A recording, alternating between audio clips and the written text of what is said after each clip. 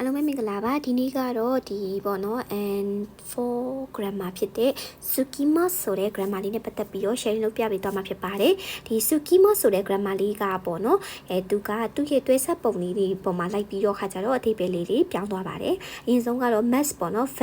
vat ရဲ့ mass form နဲ့ပေါင်းမယ်ဆိုလို့ရှိရင် mass ကိုဖြုတ်ပြီးတော့ sukimashita ကိုပေါင်းပေါ့နော်အဲ့ဒါမျိုးဆိုရင်သူ့ရဲ့အဓိပ္ပာယ်က vata လွန်သွားတယ်ဆိုတဲ့အဓိပ္ပာယ်ဖြစ်ပါတယ်ဥပမာဆိုရင် nomi mas တောက်တယ်ပေါ့နော်တောက်တာကို mass ကိုဖြုတ်လိုက်တော့ nomi အဲ့ဒါကိုမှ sukimashita နဲ့ပေါင်းတော့ nomi sukimashita တောက်တာလွန်သွားခဲ့တယ်။မှဆိုရင် kino nomi sukimashita မနေ့တုန်းကတောက်တာလွန်သွားခဲ့တယ်။အဲ့လိုမျိုးပြောချင်တဲ့အခါမှာသုံးလို့ရတယ်ပေါ့နော်။အဲ့ပြီး adjective တွေပေါ့နော် adjective တွေနဲ့တွဲတဲ့အခါမှာကျတော့သူကဘယ်လိုအဓိပ္ပာယ်ဖြစ်သွားလဲဆိုတော့ဒီမှာဆိုလို့ရှိရင် e ဆိုရင်တော့ e adjective e ကိုဖြုတ်ပြီးတော့ sukimas နဲ့ပေါင်းပါတယ်တဲ့အဲ့ဆိုရင်ဥပမာအနေနဲ့ e ကပါရှိမှာတော့ပေါ့နော်ဥပမာဆိုရင် miji kai ပေါ့နော်တူတယ်ပေါ့နော် miji kai ပေါ့နော်အဲ့ဆို e ကိုဖြုတ်လိုက်မယ်ဆိုရင် miji ka sukimas နော် miji ka sukimas ဆိုရင်သူကလွန်းတယ်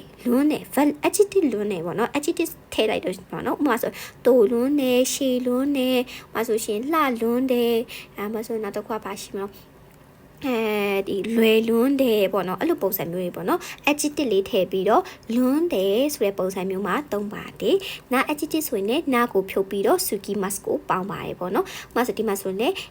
kireina ဆိုလှတော့အဲ့ဆိုရင် kirei နာကိုဖြုတ်ပြီးတော့ kirei sukimas လှလွန်းတယ်အဲ့ဆိုဒီရဲ့စကတ်လေးကလှလွန်းတယ်ဥပမာဆိုဒီရဲ့မျိုးက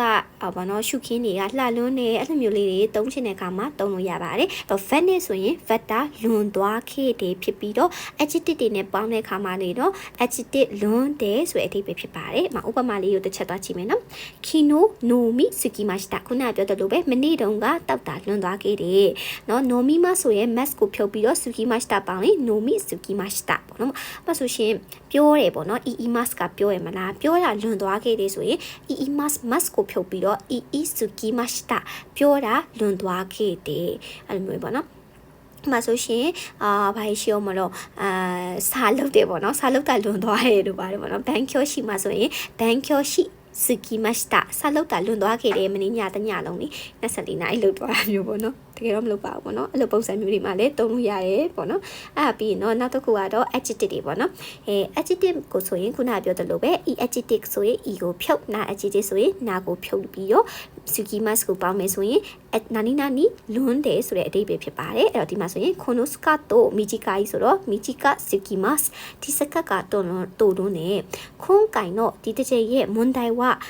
ပေါ့နော်မေးခွန်းကလေခန်တန်နာဆိုတာကလွယ်ကူတော့အဲ့တော့ခန်တန် sukimashita အရန်လွယ်လွန်းတယ်เนาะ easy ပဲပေါ့နော်အဲ့လိုပုံစံမျိုးပေါ့နော်ခက်လွန်းနေဆိုရင် musukashi မလားအဲ့တော့ musukashi ရဲ့ e ကိုဖြုတ်ပြီးတော့ musukashi sukimas ဆိုလို့ရှိရင်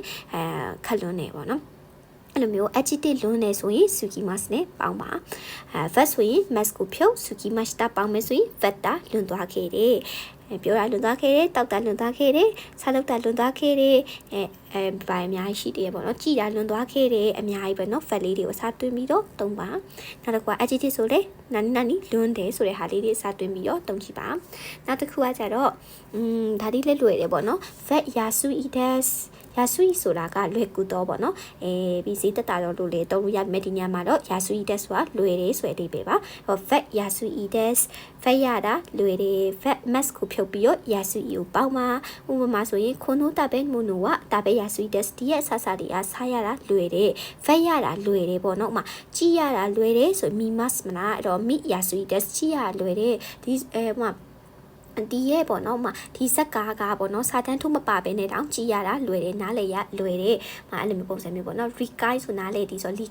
likai yasuides အဲ့လိုနားလေရတာလွယ်တယ်တို့ပါတယ်ပေါ့နော်ပြောရတာလွယ်တယ် e yasuides ပေါ့နော်အသုံးပြုရလွယ်တယ် sukai yasuides အများကြီးသုံးလို့ရတယ်ပေါ့နော်ဒီမှာဆိုတဲ့လိုပဲ konosuma ho wa sukai yasuides ဒီရဲ့ smartphone ကလေသုံးရတာလွယ်တယ် vat ရတာလွယ်တယ်ဆိုရင် vat yasuides ကိုသုံးပါတယ်နောက်တစ်ခုက vat ရတာလွယ်တယ်ဆိုရင်ခက်တယ်ရှိ မယ်ခက်တာက niquidus ခက်တယ်ပေါ့နော်အဲ့တော့ fat mass ကိုဖြုတ်ပြီးတော့ niquidus ကိုပေါင်းပါအဲ့တော့ hanashi niquidus စကားပြောရခက်တယ်ဒီလူနဲ့ဒီစကားပြောရအရင်ခက်တာပဲအဲ့လိုမျိုးလေးပေါ့နော်ပြီးရင်ဒီရဲ့လမ်းကလေတွားရတာအရင်ခက်တယ်ခိုနိုမီချီဝါ ikiniquidus တူတဲ့လိုပဲ mass ကိုဖြုတ်ပြီးတော့ niquidus ကိုပေါင်းလိုက်ရုံပါပဲအဲ့တော့ vat ရတာလွယ်တယ်ဆိုရင် vat yasuides နော် vat ရတာခက်တယ်ဆိုရင် vat niquidus အများကြီးပဲတုံးလို့ရတယ်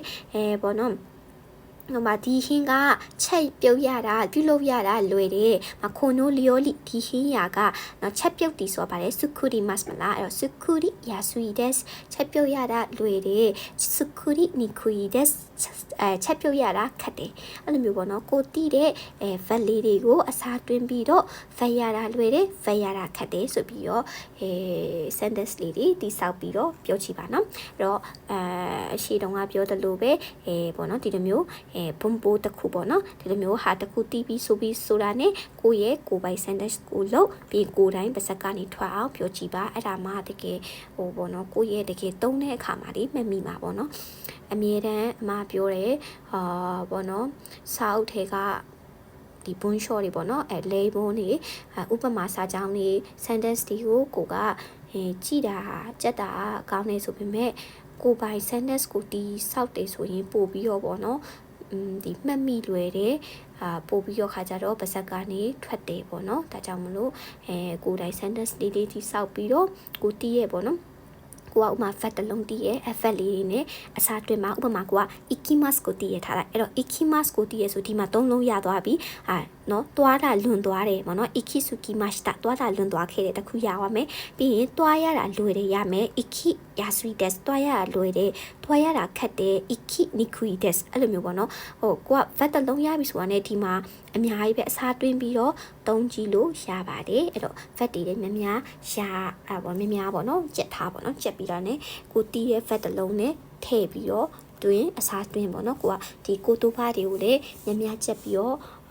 ဒီရဲ့ဘုံရှော့တွေမှာအစားတွင်ပြီးတော့တုံးကြည့်ပါမှတ်ကြည့်ကြပါပေါ့နော်အဲ့ဒီအကြံဉာဏ်ပေးချင်ပါတယ်ဆိုလို့ရှိရင်ဒီနေ့ရဲ့ M4 grammar လေးကဒါပါပဲပေါ့နော်နောက်ထပ် grammar ချမှာထပ်ပြီးတော့ပြန်ပြီးတော့တွေ့ပါမယ်အဲဆိုလို့ရှိရင်最後まで見てくださってありがとうございますねအဆုံးထိကြည့်ပေးတဲ့အတွက်ကြောင့်မလို့ကျေးဇူးများကြီးတင်ပါတယ်နောက်ထပ်ဗီဒီယိုကြမှာထပ်ပြီးတော့တွေ့ပါမယ်နော်ကျေးဇူးများကြီးတင်ပါတယ်じゃあまたねバイバイ